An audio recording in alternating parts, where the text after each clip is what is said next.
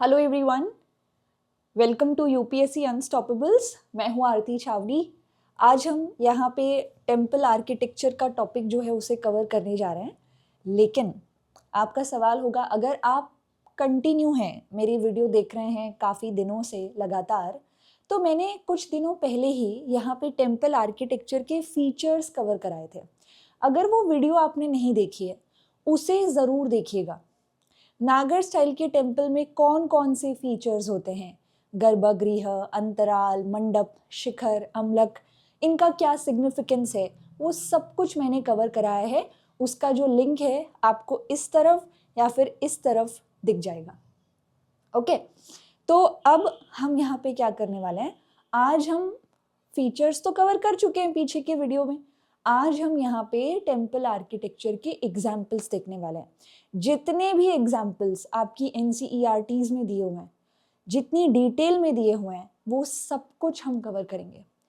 आपने अगर एक बार ये वीडियो कवर कर ली, उसके बाद आपको कोई बुक, कोई NCERT, कोई यहाँ पे जैसे आप आर्ट कल्चर के लिए नितिन सिंघानिया सर की बुक पढ़ते हैं, उनमें से कुछ भी कवर करने की ज़रूरत नहीं है। जितने इम्पॉर्टेंट एग्जाम्पल्स हैं जो कि यूपीएससी में बार बार रिपीट हुए हैं, वो सब कुछ आज की ही वीडियो में आपको मिल जाएंगे।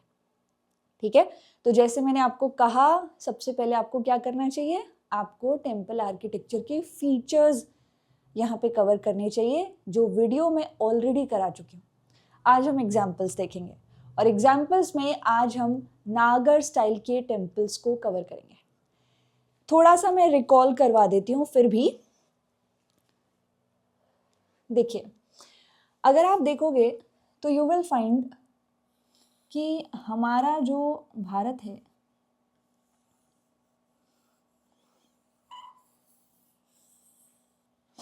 इसमें टेम्पल आर्किटेक्चर की शुरुआत गुप्तास के समय में हुई। ठीक है, गुप्तास के समय में हुई। और उसके बाद आप यहाँ पर क्या देखेंगे, उसके बाद आप यहाँ पर देखोगे कि कैसे ये जो टेम्पल आर्किटेक्चर था ये फर्दर इवॉल्व हुआ। तो नॉर्थ इंडिया में जो टेम्पल आर्किटेक्चर यहाँ पे डेवलप हुआ है उसको हम नागर कहते हैं, नागर स्टाइल। वहीं अगर मैं डीप साउथ वाले रीजन की बात करूं तो यहाँ पे जो डेवलप हुआ उसे हम द्रविडियन कहते हैं, साउथ इंडिया में। लेकिन ये जो डेक्कन वाला एरिया था, यहाँ पे क्या होता है, यहाँ पे नागर और द्रविडियन दोनों के ही फीचर्स हमें टेम्पल आर्किटेक्चर में दिखते हैं। इसको हमने वेसार नाम दिया।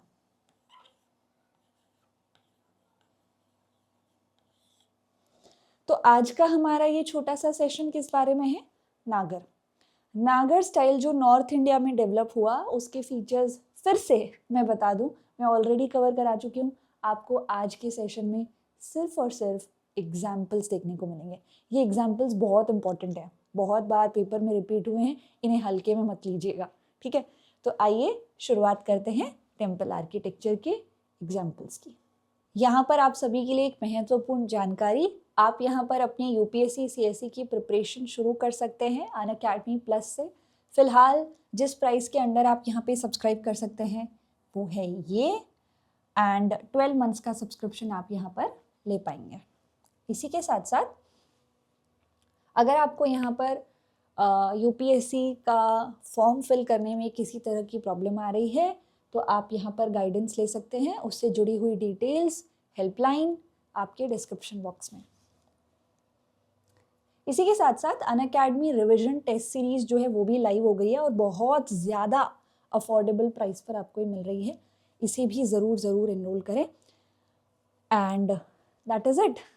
आई होप आज का सेशन आपको पसंद आया है। Stay tuned. नागर टेम्पल्स, देखो, नॉर्थ इंडिया में जो भी टेम्पल्स यहाँ पर डेवलप हुए हैं वो दो तरह के आपको देखने को मिलेंगे। सबसे पहले रॉक कट टेम्पल्स, यानी गुफाओं को, केव्स को यहाँ पर टेम्पल्स के रूप में बनाया गया, या हम कह सकते हैं कि पत्थरों में गुफाएं काट के उन्हें मंदिर के रूप में बनाया गया। तो आपको रॉक कट टेम्पल्स भी मिलेंगे। लेकिन धीरे धीरे स्ट्रक्चरल टेम्पल्स भी आए हैं जिनको प्रॉपर कंस्ट्रक्ट किया गया है। तो दोनों तरह के मंदिर हैं, दोनों तरह के एग्जाम्पल्स एनसीईआरटी में दे रखे हैं। इस तरफ बहुत कुछ लिखा है, आपको इस पे फोकस नहीं करना है। मैं जो बातें आपको लिखवाऊंगी वो आपके नोट्स में जानी चाहिए, ठीक है। सबसे पहले हम सेंट्रल इंडिया की तरफ जा रहे हैं और सेंट्रल इंडिया के जितने भी महत्वपूर्ण मंदिर हैं उन पर बात करेंगे। इसमें सेंट्रल इंडिया में अगर हम यहाँ पे देखें तो आप पाएंगे rock cut temple Udayagiri caves में। उदयगिरी केव्स कहाँ पर है? उदयगिरी केव्स आपके एमपी में है, इसको नोट कीजिए। एमपी मतलब कि मध्य प्रदेश में है उदयगिरी केव्स। ये जो उदयगिरी केव्स हैं, इसमें पिछली वीडियो जो स्कल्पचर्स की थी उसमें पढ़ा था हमने कि वराह अवतार दिखाया गया है। वराह अवतार आपको देखने को मिलेगा। वराह अवतार लॉर्ड विष्णु का एक अवतार है, भगवान विष्णु का एक अवतार है, जिसमें वो वराह यानी वाइल्ड शूकर के रूप में, या अगर आपको वो ना समझ आए तो आप वाइल्ड पिग इमेजिन कीजिए, उस रूप में आपको दिखेंगे। और वो यहाँ पर मदर अर्थ को बचाते हुए नजर आते हैं। मदर अर्थ जो हैं कैसे क्योटिक वाटर्स में फंस जाती हैं और वहाँ से वो उन्हें निकालते हैं, वो पूरा इसमें दिखाया गया है वराह अवतार में। तो उदयगिरी केव्स मध्य प्रदेश, वराह अवतार लॉर्ड विष्णु का यहाँ पर आपको कार्व मिलेगा। और ये गुप्तास के समय की केव्स हैं, गुप्ता डायनेस्टी से जुड़ी हुई हैं। ज़्यादा से ज़्यादा और क्या नोट कर सकते हैं आप? रेड सैंडस्टोन, ये जो पत्थर है जिसमें ये कटिंग की गई है ये रेड सैंडस्टोन है। ये इंफॉर्मेशन भी आप नोट कर लीजिए प्लीज़। फिर हम थोड़ा सा आगे चलते हैं। इसके बाद हम आ जाते हैं यूपी की तरफ। यूपी में हमें यहाँ पर एक स्ट्रक्चरल टेम्पल मिल रहा है, मतलब एक कंस्ट्रक्ट किया गया टेम्पल हमें यहाँ पर मिल रहा है। अगेन जो बातें मैं लिखवाऊंगी वो आपके नोट्स में बराबर जानी चाहिए। देखो यहाँ पे तो फुल सेंटेंस में लिखा हुआ है, ये तो एज इट इज हमें कॉपी मारना है नहीं, तो हमें यहाँ पर बेसिक बेसिक बातें लिखनी है, ठीक है। तो हम यहाँ पे किसकी बात कर रहे हैं? हम बात कर रहे हैं 10 अवतार विष्णु टेम्पल की। 10 अवतार यानी कि लॉर्ड विष्णु के 10 अवतार से जुड़ा हुआ ये टेम्पल है। कहाँ पर है? आप बात करेंगे यहाँ पे यूपी में। यूपी का मतलब क्या हुआ? उत्तर प्रदेश में है। उत्तर प्रदेश के देवगढ़ में है, देवगढ़ में है ये टेम्पल। ये जो मंदिर है ये भी अगेन अगर मैं रॉ मटेरियल की बात करूं तो रेड सैंडस्टोन आपको यहाँ पर रॉ मटेरियल देखने को मिलेगा। रेड सैंडस्टोन ही यूज किया गया है। अब इस मंदिर से जुड़ी हुई कुछ महत्वपूर्ण बातें। पहली बात, नॉर्मली जो टेम्पल्स होते हैं वो ईस्ट फेसिंग होते हैं। ये जो मंदिर आपको दिखेगा ये वेस्ट फेसिंग है, मतलब इस मंदिर का जो एंट्रेंस है जो आप सामने देख रहे हैं ये वेस्ट फेसिंग है, ठीक है। इसके अलावा ये जो टेम्पल है ये पंचायतन स्टाइल का है। पंचायतन स्टाइल का मतलब क्या होता है? पंचायतन स्टाइल जो होता है उसमें एक मेन श्राइन आपको देखने को मिलेगी, मेन श्राइन, और उसके अलावा यहाँ पे 4 सब्सिडरी श्राइन्स आप देखेंगे। 4 सब्सिडरी श्राइन्स, तो एक main shrine, 4 subsidiary shrines, total कितनी हो गई? 5। तो इस वजह से ये जो स्टाइल यहाँ पर है इसको हम पंचायतन स्टाइल कहते हैं, ठीक है। तो ये जो मंदिर आप यहाँ देखोगे ये भी पंचायतन स्टाइल में है। इसका मतलब ये हुआ कि इसकी जो ये मेन श्राइन आप देख सकते हैं, इस मेन श्राइन के अलावा इसके 4 कॉर्नर्स पे छोटी सब्सिडरी श्राइन्स भी मौजूद हैं। तो पंचायतन स्टाइल भी आपको इसमें नोट करना है। इसके अलावा अब ये जो एंट्रेंस गेट है हमारा, इस एंट्रेंस गेट से जुड़ी हुई कुछ अहम बातें। नागर स्टाइल के जो टेम्पल्स हैं उसमें अक्सर जो एंट्रेंस गेट होते हैं उसमें आपको इस तरह के स्कल्पचर दिखेंगे। ये कैसे स्कल्पचर्स हैं? ये मिथुन स्कल्पचर्स हैं। मिथुन मतलब कि यहाँ पे एक मेल और एक फीमेल का स्कल्पचर आप देखोगे, कपल में आप एक स्कल्पचर देखोगे। तो ये मिथुन जो है इसको भी प्लीज लिखें, मिथुन स्कल्पचर। ठीक है, इसके अलावा ये जो टेम्पल है इसके एंट्रेंस गेट पे यहाँ और यहाँ पे दो महिलाएं बनाई गई हैं, या फिर हम कहेंगे गंगा और यमुना जो नदियां हैं उनका मानवीकरण करके, पर्सोनिफाई करके, उन्हें मनुष्य के रूप में दिखा के यहाँ पे बनाया गया है एंट्रेंस गेट पे। ये कुछ एंट्रेंस गेट से जुड़ी हुई डिटेल्स मैं क्यों दे रही हूँ, क्या मैं हर मंदिर के दूंगी, नहीं, इसकी दे रही हूँ। क्यों? क्योंकि ये डिटेल्स एनसीईआरटी में है और एनसीईआरटी से अक्सर एज इट इज स्टेटमेंट जो है वो यहाँ पर बन जाती है एग्जाम के लिए, तो ये बातें आपको ध्यान रखनी है। अब ऑब्वियस है कि इसका जो गर्भगृह है उसमें एक साइड तो एंट्रेंस बना दिया एक वॉल पे, बाकी की 3 वॉल्स के ऊपर आपको 3 बहुत इंपॉर्टेंट स्कल्पचर्स देखने को मिलेंगे, कार्विंग देखने को मिलेगी। यहाँ देखिए, वन ऑफ दी वॉल्स के ऊपर आपको यहाँ पर दिखेंगे शेषशाही विष्णु, यानी कि रिक्लाइन पोजीशन में यहाँ पे लॉर्ड विष्णु आपको नजर आएंगे। रेड सैंडस्टोन है ऑब्वियसली, यहाँ पर बाकी के भी बहुत से देवी देवता जैसे शिव जी, ब्रह्मा जी और बहुत कुछ दिखाया गया है। नीचे यहाँ पर 5 मेल फिगर्स और 1 फीमेल फिगर है। ज़्यादा से ज़्यादा या क्लोजेस्ट इंटरप्रिटेशन जो हो सकती है वो यही है कि शायद ये 5 पांडव और द्रौपदी दिखाई गई है, और वो इंटरप्रिटेशन इसलिए भी है क्योंकि हम जानते हैं कि लॉर्ड विष्णु कृष्ण अवतार में यहाँ पर एक अहम भूमिका निभाते हैं महाभारत में, है ना। तो इस वजह से आप ये कार्विंग देखोगे वन ऑफ दी वॉल्स पे, किसमें, दशावतार टेम्पल में। परफेक्ट। अब हम अगली वॉल पर आते हैं। 3 वॉल्स पे स्कल्पचर्स हैं, क्लियरली देखिए। ये जो स्कल्पचर आप देख रहे हो इसको हम कहते हैं नर नारायण मूर्ति। नर और नारायण, नारायण परम आत्मा, ठीक है, सुप्रीम सोल, और नर ह्यूमन सोल, जीव आत्मा। तो यहाँ पे नर और नारायण जो है वो आपस में बात करते हुए दिखाई है। Interesting sculpture. इसके अलावा जो 3rd वॉल है आपकी उसमें ये स्कल्पचर आपको देखने को मिलेगा। इसमें अगेन हम लॉर्ड विष्णु, भगवान विष्णु को देख सकते हैं। इसके साथ साथ हम यहाँ पर देख सकते हैं गरुड़ को जो कि उनके वाहन है, और यहाँ पर आप एक हाथी देख सकते हैं। इस मूर्ति को कहा गया है गजेंद्र मोक्ष। मैं लिख देती हूँ, गजेंद्र मोक्ष, मोक्ष, गजेंद्र मोक्ष। तो गजेंद्र मोक्ष का मतलब क्या हुआ कि कैसे यहाँ पर एक राक्षस है हाथी के रूप में, और लॉर्ड विष्णु यहाँ पर उसको फ्री करने में, मोक्ष पाने में हेल्प कर रहे हैं। तो ऐसे करके ये पूरी कार्विंग है। आपको ये एज इट इज नाम से पता होनी चाहिए, गजेंद्र मोक्ष, शाही विष्णु एंड हमने जो पीछे पढ़ा नर नारायण, ठीक है, क्योंकि ये एग्जैक्ट एनसीईआरटी में दिया हुआ। देखो, शेषयान मुद्रा में नर नारायण मूर्ति, गजेंद्र मोक्ष। तो ये कुछ डिटेल्स हैं जो आपको इस मंदिर के बारे में पता होनी चाहिए, ठीक है। तो ये था दशावतार मंदिर देवगढ़ यूपी में। अब हम थोड़ा सा एमपी की तरफ वापस आ रहे हैं, और हम एमपी की तरफ आते हुए कुछ बहुत ही एडवांस्ड नागर स्टाइल के टेम्पल्स को देखने वाले हैं। इसमें आपके एमपी के बुंदेलखंड रीजन में, बुंदेलखंड रीजन कौन सा है, आपने यहाँ पे ऐसे करके एमपी का थोड़ा मैप देखा होगा, उसमें ये जो रीजन है ऊपर वाला, दिस इज बुंदेलखंड रीजन।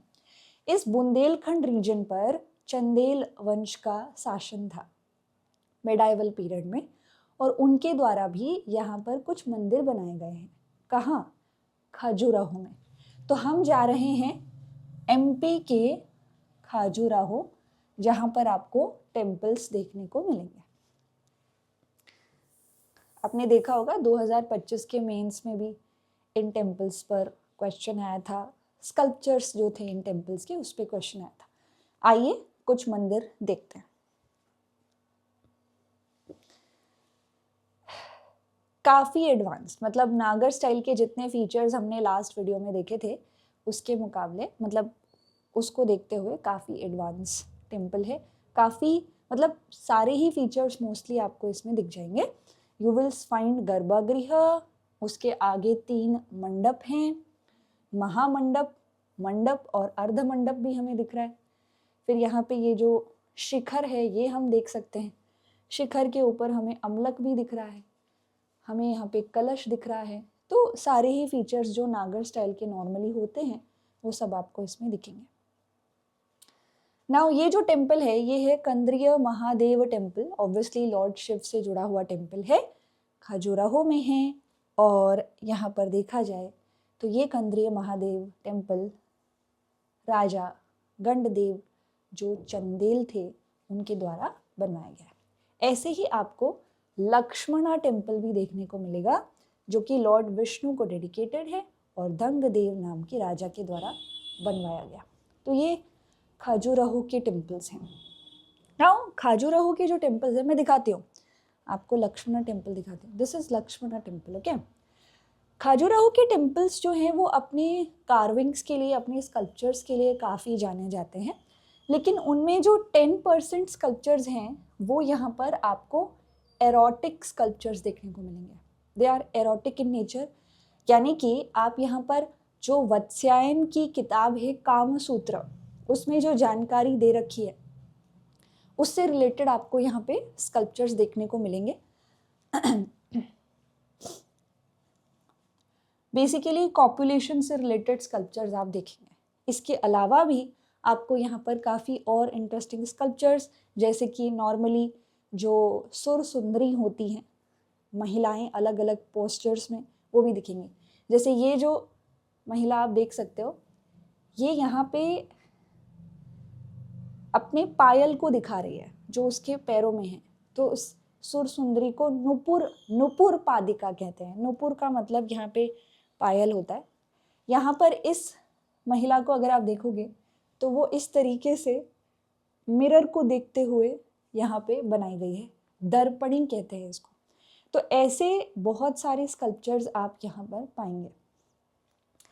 इसी तरीके से आपको कुछ स्कल्पचर्स ऐसे भी मिलेंगे जिसमें आप क्या देख पा रहे हैं, जिसमें आप यहाँ पर ये जो फिगर्स हैं इन्हें गाना बजाना करते हुए देख पा रहे हैं, अलग अलग इंस्ट्रूमेंट्स बजाते हुए देख पा रहे हैं। ये जो म्यूजिशियंस हैं इनको हम कहेंगे, ये वर्ड आपको नोट करना है, ठीक है, गांधर्वाज। ये नॉर्मली ज़्यादातर स्कल्पचर्स में पाए ही जाते हैं, यहाँ पर भी आपको दिखेंगे। तो एरोटिक स्कल्पचर्स तो हैं ही, बट ऐसे भी कुछ स्कल्पचर्स आप यहाँ इन टेम्पल्स में देखेंगे। खजुराहो ग्रुप ऑफ टेम्पल है, मतलब एक नहीं बहुत सारे मंदिरों का एक पूरा क्लस्टर है, और इस पूरे क्लस्टर को ही यूनेस्को की लिस्ट में डाला गया है। तो जब हम इस क्लस्टर की बात करते हैं तो खजुराहो के जो मंदिर हैं उन्हीं के पास आपको यहाँ पर कुछ इस तरह के मंदिर भी दिखेंगे। पीछे अगर आप ध्यान देंगे तो वहाँ पे कंद्रीय महादेव मंदिर दिख रहा है और उसी के आसपास ये टेम्पल हैं। अगर आप देखेंगे तो ये बहुत छोटे छोटे श्राइन्स हैं, बहुत सारे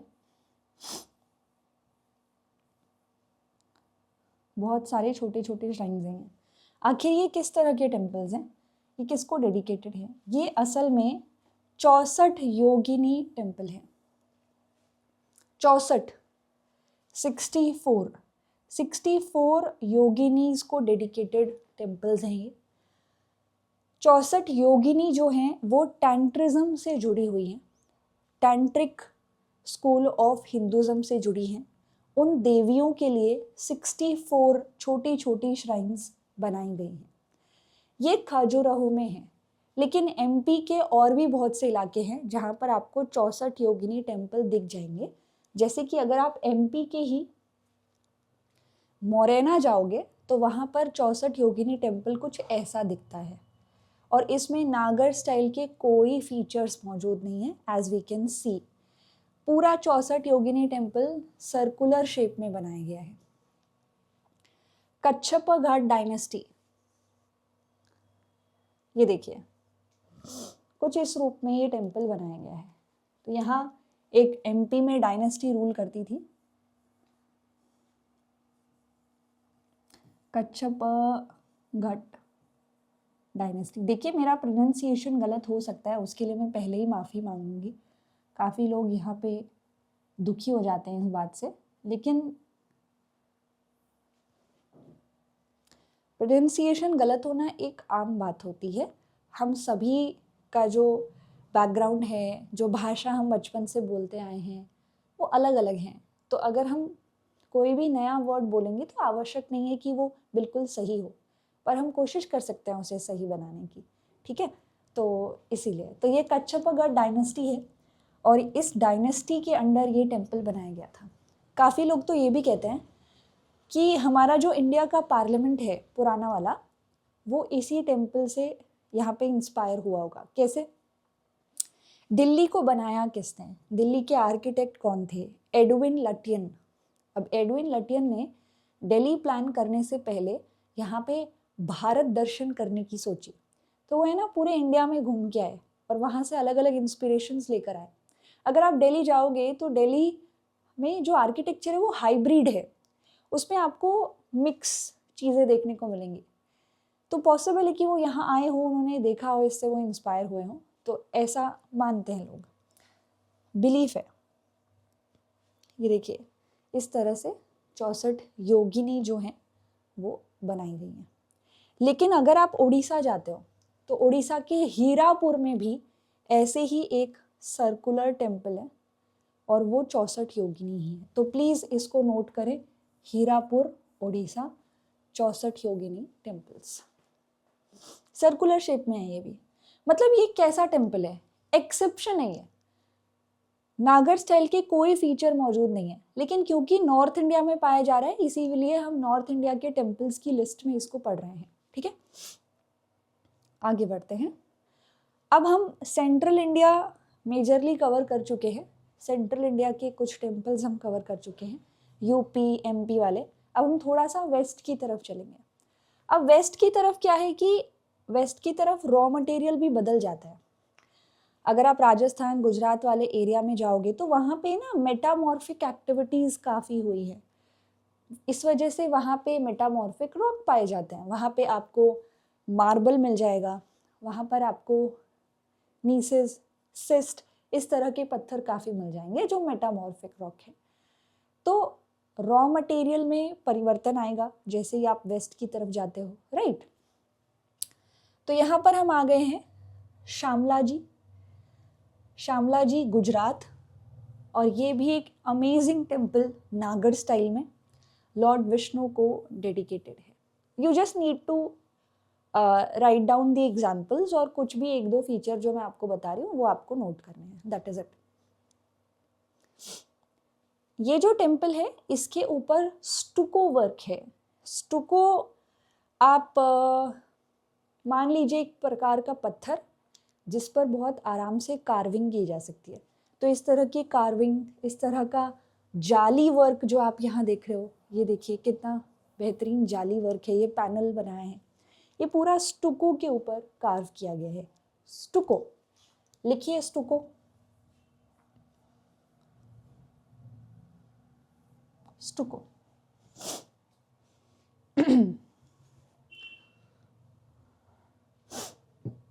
अब हम आ गए हैं राजस्थान। राजस्थान में आपको टेम्पल मिलेगा दिलवाड़ा टेम्पल। ये जैन टेम्पल है एक्चुअल में, और बहुत ही ब्यूटीफुल इंटीरियर कार्विंग जो है वो आप देखेंगे। इससे जुड़ी हुई कुछ अहम बातें। पहली बात तो गुजरात में एक डायनेस्टी रूल कर रही थी जिसका नाम है सोलंकी डायनेस्टी, ठीक है, सोलंकी डायनेस्टी। और ये जो सोलंकी डायनेस्टी है, इस डायनेस्टी के राजा थे भीमदेव। अभी हम भीमदेव के टेम्पल्स भी देखेंगे। ये जो राजा भीमदेव हैं, इनके एक मंत्री हैं यहाँ पे वस्तुपाल तेजपाल, उन्होंने ये मंदिर बनाया है। तो ये जैन टेम्पल है और इससे जुड़ी हुई ये कुछ बातें आप ध्यान रखें। जैन टेम्पल कहाँ? राजस्थान। राजस्थान में माउंट आबू में आपको ये दिलवाड़ा टेम्पल मिलेगा। अब जैसे मैं सोलंकी डायनेस्टी की बात कर रही थी, राजा भीमदेव की बात कर रही थी, तो राजा भीमदेव के अंडर, सोलंकी डायनेस्टी के अंडर गुजरात के मोढेरा में, मोढेरा ये आपको लिखना है, मोढेरा में आप यहाँ पर क्या पाएंगे, गुजरात के मोढेरा में आप पाएंगे सूर्य मंदिर यानी कि सन टेम्पल। प्लीज लिखिए Modhera, Modhera.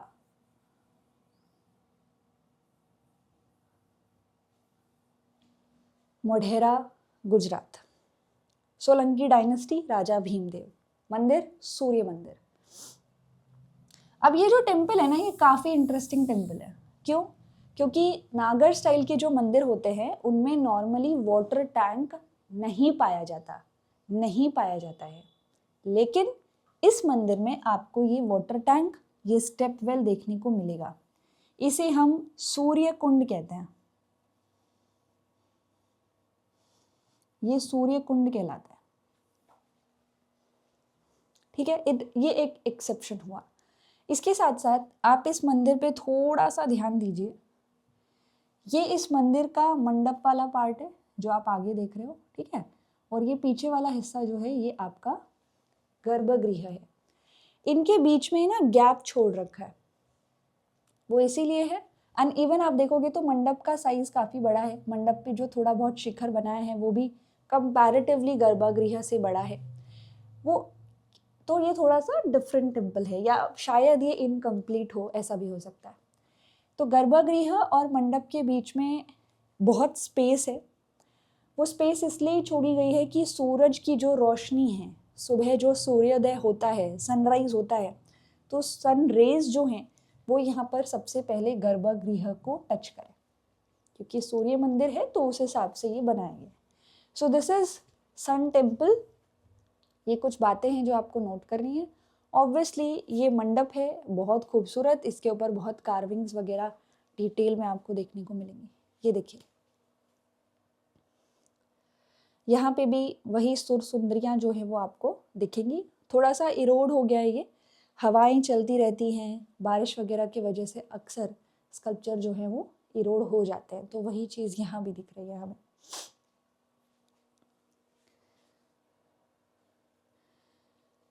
This is the sculpture जो कि इस टेम्पल में मौजूद है, सूर्यदेव का। सूर्यदेव के स्कल्पचर्स की अगर हम आइकॉनोग्राफी की बात करें तो आपको सूर्यदेव दिखेंगे, लेकिन नीचे आपको रथ दिखेगा जो कि 7 घोड़ों के द्वारा खींचा जा रहा होगा। तो 7 घोड़ों का जो रथ है वो इनका वाहन है। अक्सर आप इनके शोल्डर्स पर यहाँ फ्लावर्स उगते हुए देखेंगे। इन्हें यहाँ पर अकेले नहीं दिखाया जाता, इन्हें अक्सर यहाँ पर अपनी जो फीमेल कॉन्सोर्ट हैं उनके साथ ही दिखाया जाता है। उषा एंड छाया, उनकी वाइफ्स, उनके साथ यहाँ पे दिखाया जाता है। देखो, सूर्यदेव को भी पर्सोनिफाई किया, फिर सूर्यदेव जो है, सूर्योदय होता है तो शेडो फॉर्मेशन होता है, छाया बनती है, उसे भी पर्सोनिफाई किया, उसे भी देवता के रूप में पूजा। फिर जब सूर्योदय होता है ना, उस समय में जो आसमान में छटा होती है, जो खूबसूरत कलर्स यहाँ पे फैल जाते हैं स्कैटरिंग के वजह से, वाइट लाइट के अलग अलग जो कलर्स हैं, अलग अलग फ्रिक्वेंसी के, वो स्कैटर हो जाते हैं अलग अलग लेवल पे। उस छटा को यहाँ पे उषा कहा गया है, उसे भी पर्सोनिफाई किया गया है। तो आपको यहाँ पे हिंदुज़म में नेचर के पर्सोनिफिकेशन काफ़ी दिखेंगे और नेचर की वर्शिप आपको देखने को मिलेगी। तो you can see this as well. अब हम सन टेम्पल्स की बात कर ही रहे हैं तो हम एक और सूर्य मंदिर देखेंगे जो कि आपको यहाँ पे दिखता है कश्मीर में। ये है मर्तंद सूर्य मंदिर।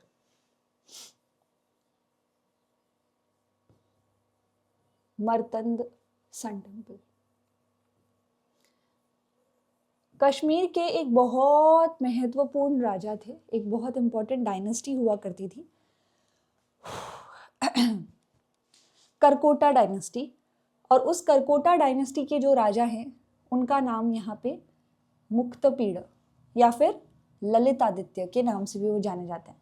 तो करकोटा डायनेस्टी के राजा ललित आदित्य के समय में ये टेम्पल बनाया गया था। लेकिन अब ये टेम्पल की हालत बहुत ख़राब है, क्योंकि ऑब्वियस सी बात है कि कश्मीर की बात हम कर रहे हैं, तो कश्मीर वो रीजन है जहाँ पर अटैक्स हुए हैं, इन्वेडर्स आए हैं।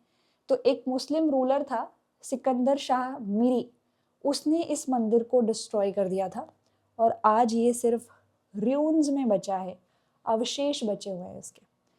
तो ये है सूर्य मंदिर, मर्तंड सन टेम्पल। अब हम चलेंगे थोड़ा सा ईस्ट की तरफ। हमने सेंट्रल इंडिया देखा, वेस्ट देखा, थोड़ा नॉर्थ इंडिया में हम गए, अब हम थोड़ा ईस्ट की तरफ जा रहे हैं। ईस्ट की तरफ हम कुछ टेम्पल्स देखेंगे। ओके, सो यहाँ पे जब हम ईस्ट की तरफ जाते हैं तो ऑब्वियसली वेदर जो है वो चेंज हो जाता है थोड़ा सा, वहाँ का रॉ मटेरियल, वो सब चीज़ें। देखो आपने ना नागर स्टाइल के टेम्पल्स पढ़ लिए हैं, मतलब फीचर्स जो है वो आपने देख लिए हैं, बट ये आवश्यक नहीं है कि हर मंदिर में वो एग्जैक्ट फीचर्स पाए जाएं। जो फीचर हमने पढ़े हैं वो बेसिक फीचर्स हैं, लेकिन टेम्पल्स में एक्सेप्शंस हमेशा देखे जा सकते हैं। जैसे हमने 64 योगिनी टेम्पल देखा, या हम यहाँ पे सूर्य मंदिर गए गुजरात के, तो वहाँ पे हमने वाटर टैंक देखा जो नॉर्मली नहीं होता है। तो उसी तरह के एक्सेप्शन आपको ईस्ट में भी दिखेंगे। ठीक है, चलिए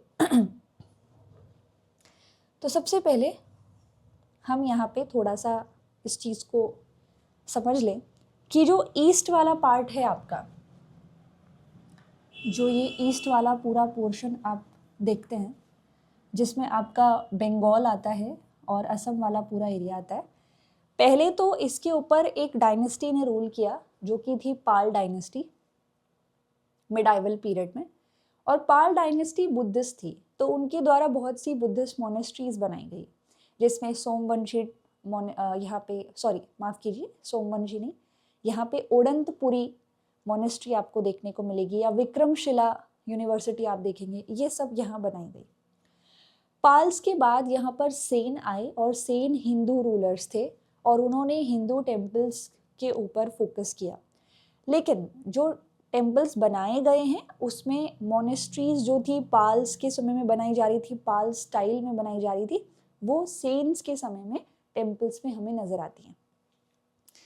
जैसे कि यहाँ पर आप ये जो टेम्पल देख रहे हो, this is Siddheshwar Mahadev temple, Burdwan, west Bengal में। पहले तो आप ये लिखिए, सिद्धेश्वर महादेव टेम्पल, बुर्दवान, वेस्ट बंगाल। आप यहाँ देखेंगे कि ये जो टेम्पल है इसमें यू विल नॉट फाइंड मंडप वगैरह, वो सब नहीं है, सिर्फ गर्भगृह बनाए हैं और पेयर में है टेम्पल। 2 श्राइन्स आपको यहाँ दिखेंगे, और उसमें भी शिखर जो है वो काफ़ी इंटरेस्टिंग है। ऐसा शिखर हमने पहले नहीं देखा। ये शिखर एक ताज के जैसे है, क्राउन जो होता है उसके जैसा ही है।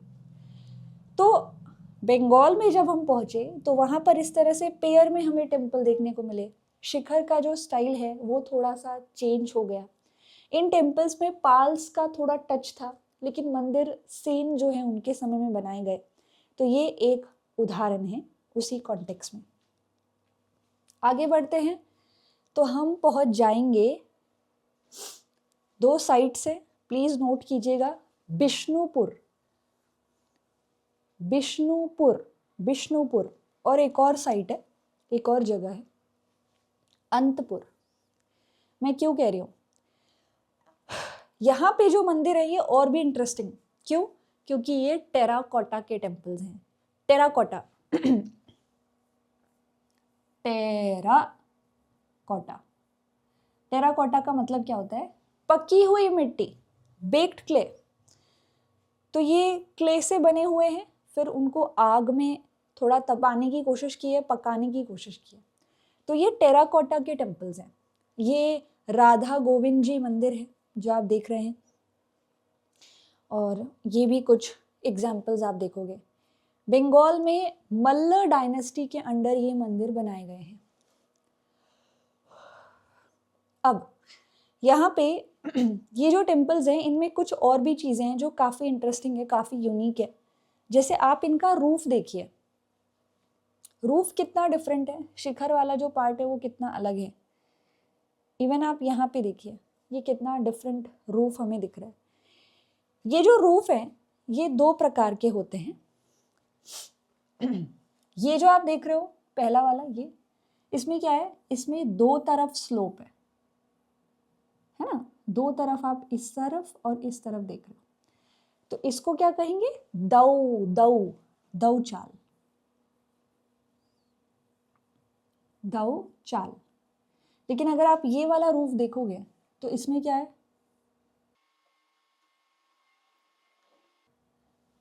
चार तरफ स्लोप्स है, तो इसको चौ, चौ चाल कहेंगे। ठीक है, तो ये जो रूफ्स हैं ये क्या कहलाते हैं, ये कहलाते हैं बांग्ला रूफ। बांग्ला रूफ बंगाल में दिखेंगे आपको ये टेराकोटा के टेम्पल्स पे। थोड़े समय के बाद इन्हें बड़े बड़े मेंशंस पे बनाया जाने लगा, तब उन मेंशंस को हमने क्या कहा, बंगलो। तो जो बंगले होते हैं, बड़े बड़े बंगले होते हैं, वो बंगले क्यों कहलाते हैं, क्योंकि उनके ऊपर बांग्ला रूफ बनाए जाते थे।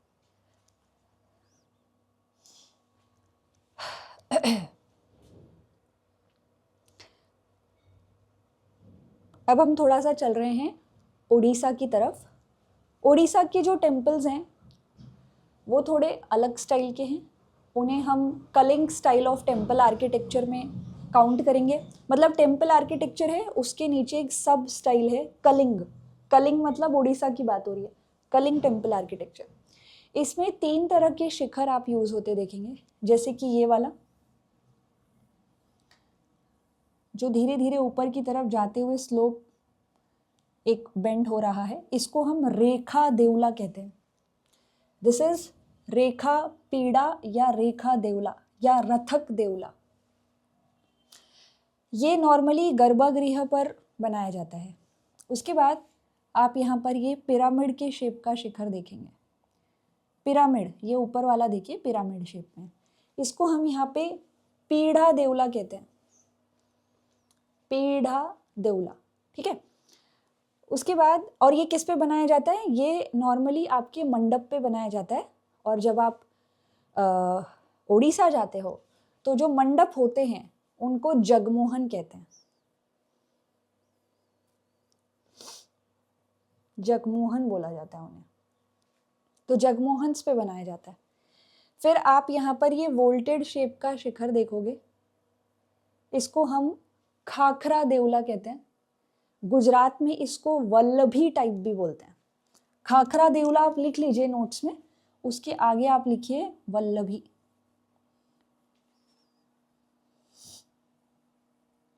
वल्लभी टाइप का शिखर, ये नॉर्मली जो देवी होती हैं उनके श्राइन्स पे, उनके टेम्पल्स के ऊपर बनाया जाता है। ठीक है, आइए कुछ एग्जाम्पल्स देखते हैं।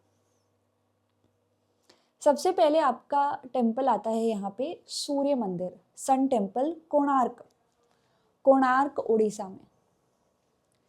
ये जो सन टेम्पल है ये यहाँ पर ईस्टर्न गंगा डायनेस्टी के अंडर बना था।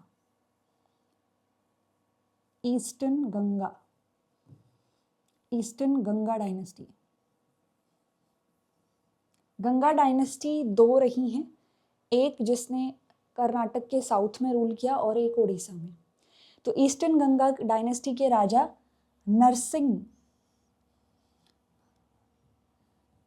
देव थे जिन्होंने ये मंदिर बनवाया था। सूर्य मंदिर है, सन टेम्पल है, सूर्य देव को डेडिकेटेड टेम्पल है। ये सूर्य देव की मूर्ति है जो इसमें आपको दिखेगी। ये जो सन टेम्पल है इसके ऊपर है ना एक साइनोबैक्टीरिया ग्रो करता है जो बाहर के वातावरण के हिसाब से मॉइस्चर को एब्जॉर्ब और रिलीज करता है, जिसकी वजह से इसके ऊपर इस तरह का ब्लैक शेड आता है। बायोलॉजिकल ग्रोथ है इस पर थोड़ी सी, जिसकी वजह से ये टेम्पल थोड़ा सा ब्लैक कलर में दिखता है। जब अंग्रेजों ने इसको देखा तो उन्होंने इसको नाम दिया ब्लैक पगोड़ा। पगोड़ा क्यों? पगोड़ा नॉर्मली बुद्धिस्ट श्राइन्स को कहते हैं, तो ये थोड़ा सा पगोड़ा जैसा दिखता था इसीलिए। ये जो टेम्पल है ये फोर्टिफाइड है। नॉर्मली नागर स्टाइल के टेम्पल्स के चारों तरफ फोर्टिफिकेशन नहीं होता, बट इस टेम्पल के चारों तरफ फोर्टिफिकेशन है। और अगर आप देखेंगे तो ये जो हम मेन श्राइन इसकी देख रहे हैं, इसके ऊपर पिरामिड शेप का शिखर है। अब मेन श्राइन ये क्या है, ये असल में जगमोहन है, यानी कि इसका जो गर्भगृह था वो बन ही नहीं पाया, इसीलिए जो जगमोहन है उसी को मेन श्राइन के रूप में यूज किया और उसके ऊपर आप यहाँ पर पीड़ा देवला टाइप का शिखर देखेंगे। इस टेम्पल का जो प्लेटफॉर्म है, जो प्लेटफॉर्म आप यहाँ नीचे देख रहे हो जिसपे ये बनाया गया है, इस प्लेटफॉर्म पे जगह जगह व्हील्स बनाई गई हैं, यानी इस मंदिर को यहाँ पे एक रथ का शेप देने की कोशिश की गई है। ऐसी व्हील आपको दिखेगी। व्हील क्यों? क्योंकि हम जानते हैं कि सूर्यदेव रथ पर चलते हैं जो 7 घोड़ों के द्वारा खींचा जाता है, तो इस टेम्पल को भी उसी तरह का शेप यहाँ देने की कोशिश की है। इनमें से कई व्हील ऐसी हैं जो कि सन डायल के रूप में यहाँ पर यूज होती हैं। सन डायल मतलब जो यहाँ पर टाइम बताने में हेल्प करती है। सूरज की रोशनी इन पर पड़ेगी, ये कुछ शेडोज बनाएंगी, उससे समय पता किया जा सकता है। ये व्हील टोटल 24 हैं, पर अगर पेयर में देखोगे तो 12 पेयर्स आपको व्हील के देखने को मिलेंगे।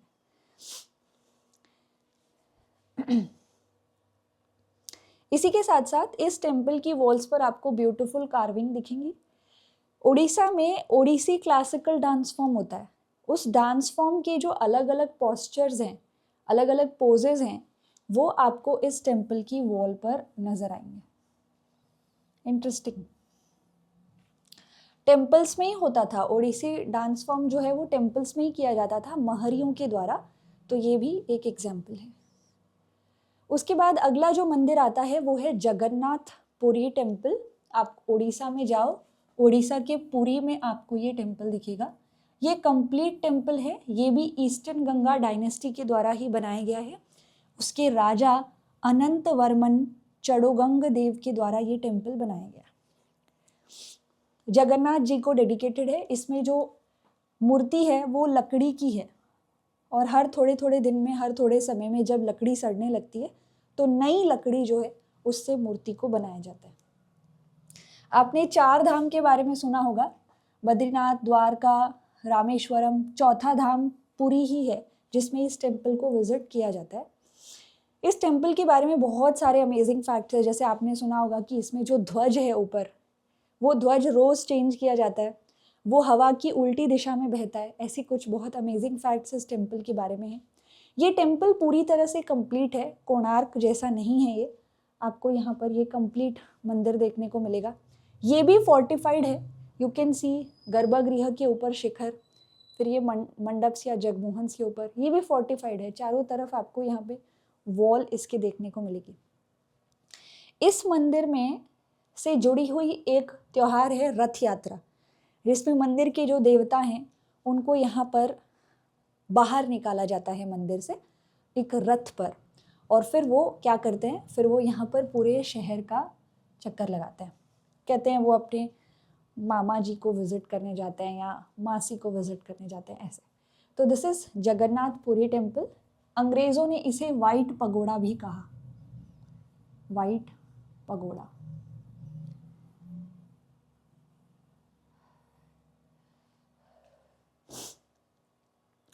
Okay, so these were some of the important examples जो कि नागर स्टाइल में हमें दिखते हैं। बट हमने ये भी देखा कि सारे टेम्पल्स एक जैसे नहीं हैं, यहाँ पर आपको हमेशा एक्सेप्शंस देखने को मिलेंगे। ओके, सो आज के इस छोटे से सेशन में इतना ही। Thank you so much session को ज्वाइन करने के लिए। अगली क्लास में मैं आपको कुछ कश्मीर के, कुछ नॉर्थ के 1-2 और एग्जाम्पल्स बताऊंगी, और इसी के साथ साथ हम साउथ के द्रविडियन टेम्पल्स को भी कवर करेंगे। तब तक के लिए thank you so much, take care, मिलते हैं अगले सेशन में।